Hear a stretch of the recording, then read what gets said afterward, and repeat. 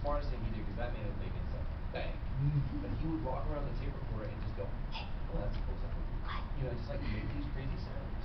And that's I think the number one thing about my technique above anything else, you have to be willing to make an ass out of yourself to be successful in this business, because that's what you're doing. You are being an absolute sounds that you shouldn't be. Oh yeah, watching and judging you. That was awful. I'm sorry, keep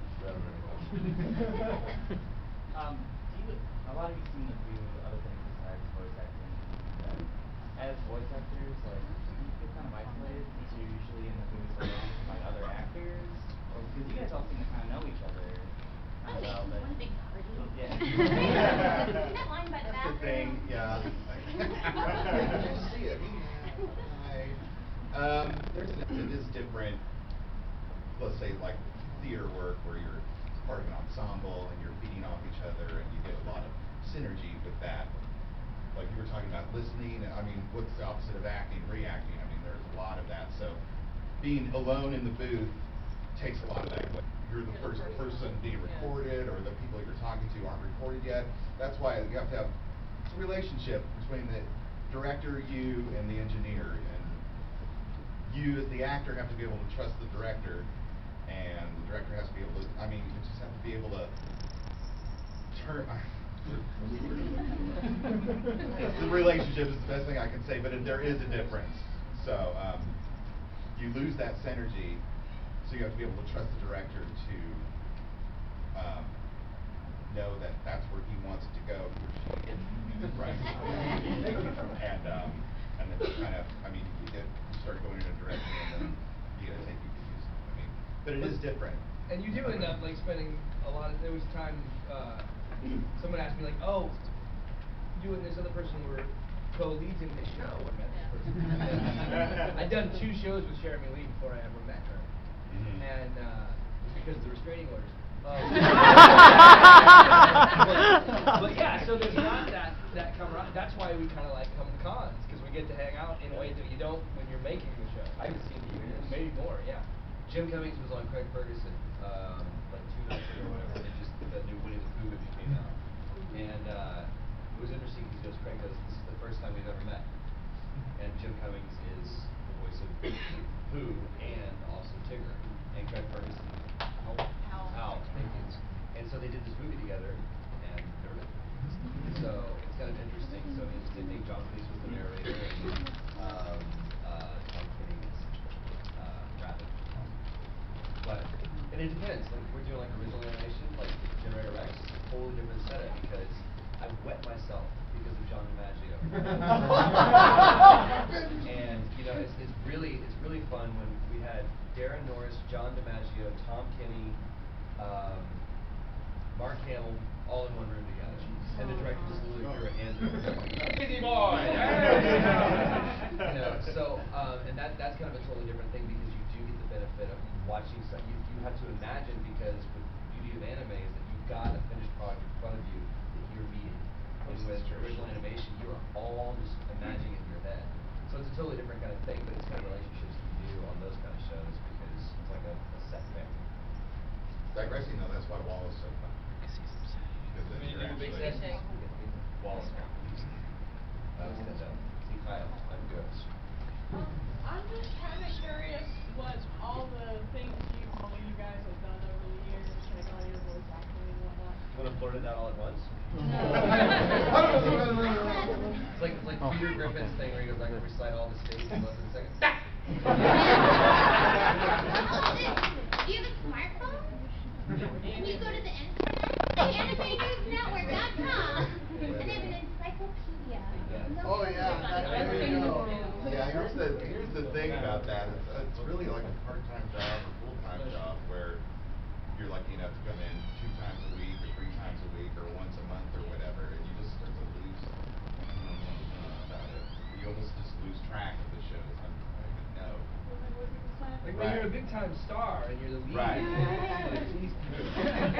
Sometimes you just don't remember that you were the traffic cop in episode 27. I've made a career out of being red shirt or soldier. I was like that man in hat. Yep. Own those roles because those are the best. They require you can be lazy, kind of, but they're great. You know, small parts. I mean, you can make a living doing, like Troy just said, Man A or Walla. Literally. Shit show, Zach and I tried to see how many different characters I could do in one episode. It was probably just going to be absolute crap, and they'd have to throw some of it out. But I was like, I want to see. I think we had like 12 or 13. just trying to see if I could do it. And I was like, papers here, you know, stuff like that. It was like really small.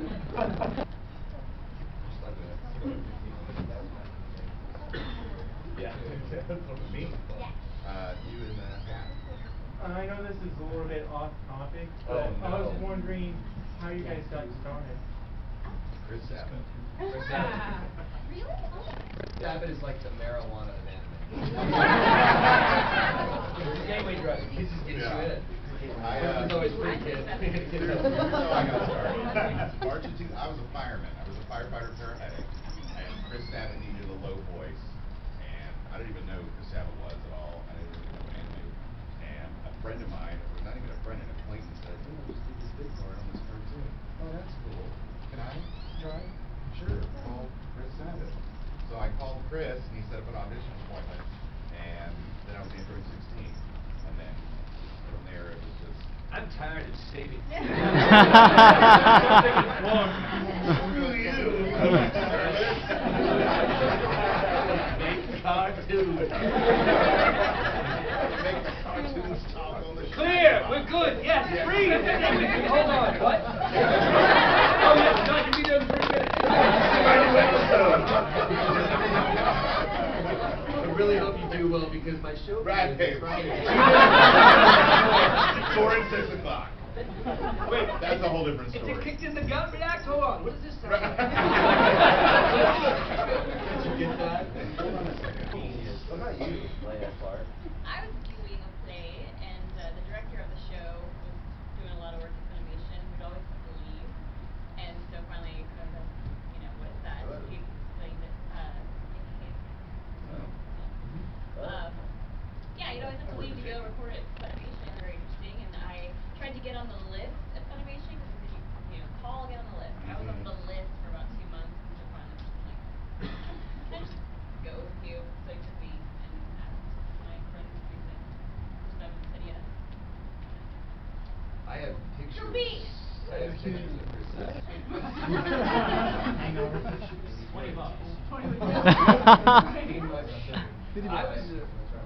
I was a voiceover actor in Dallas, and Funimation kind of lives as the starving actors survival fund for Dallas. Really? Like, you can't.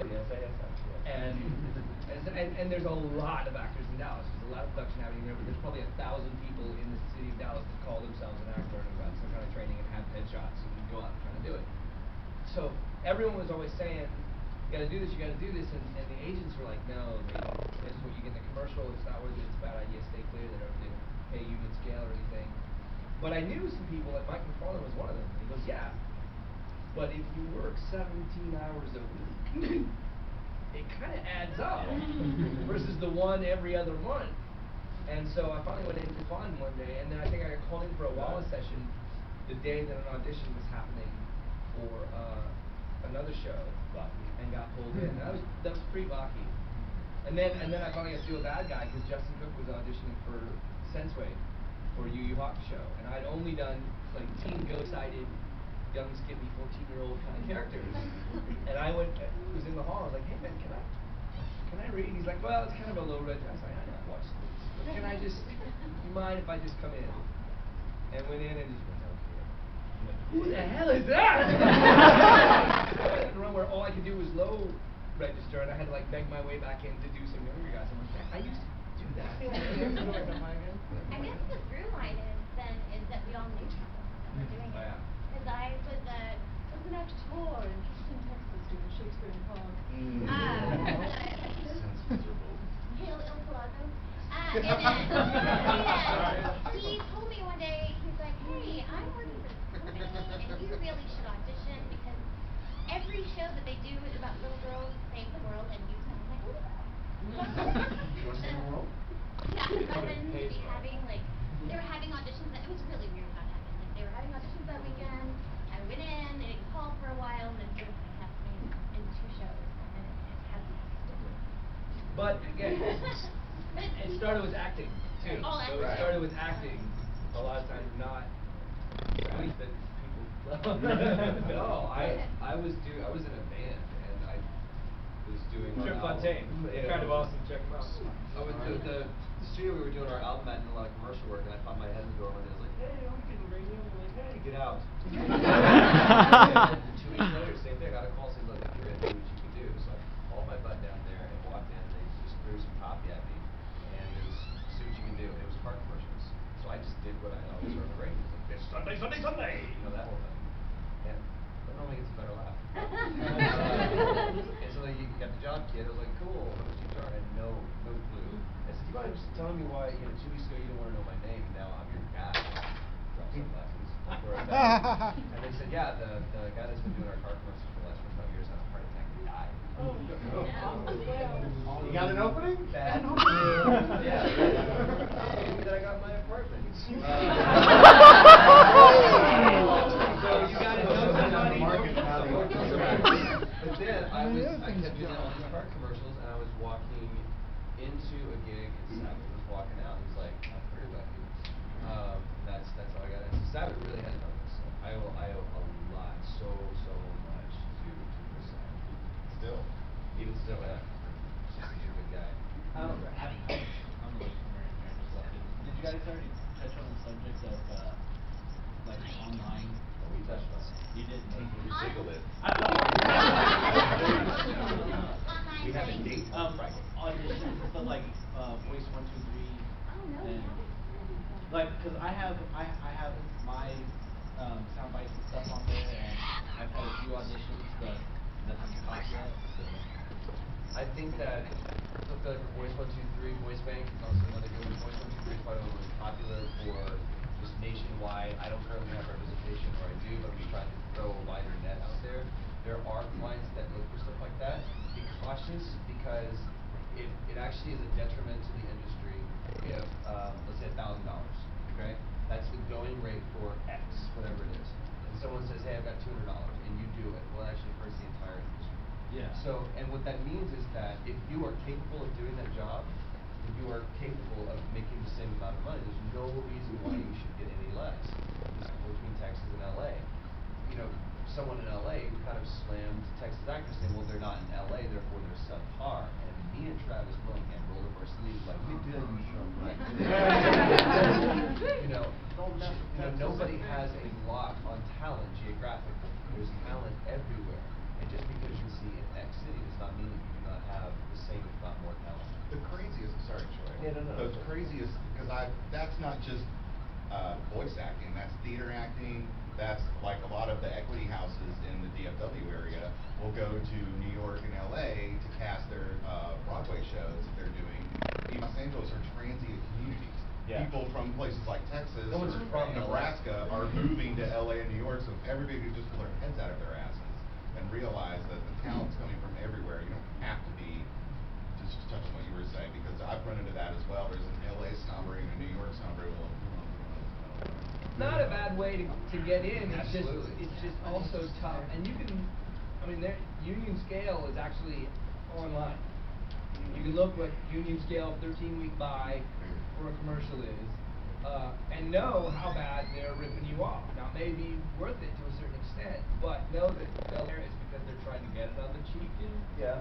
Or they just don't know. But it's a great way if you're not in one of the major markets, if you're in Tulsa or Wichita or Tuscaloosa, Alabama or whatever, to where it's not a big commercial market or not a big acting market. People are throwing that out. The world is getting smaller and smaller. And if you have the gear, you have the need. Genius. Absolute genius. There are people that's like, "Hey, I've now got a long running campaign with this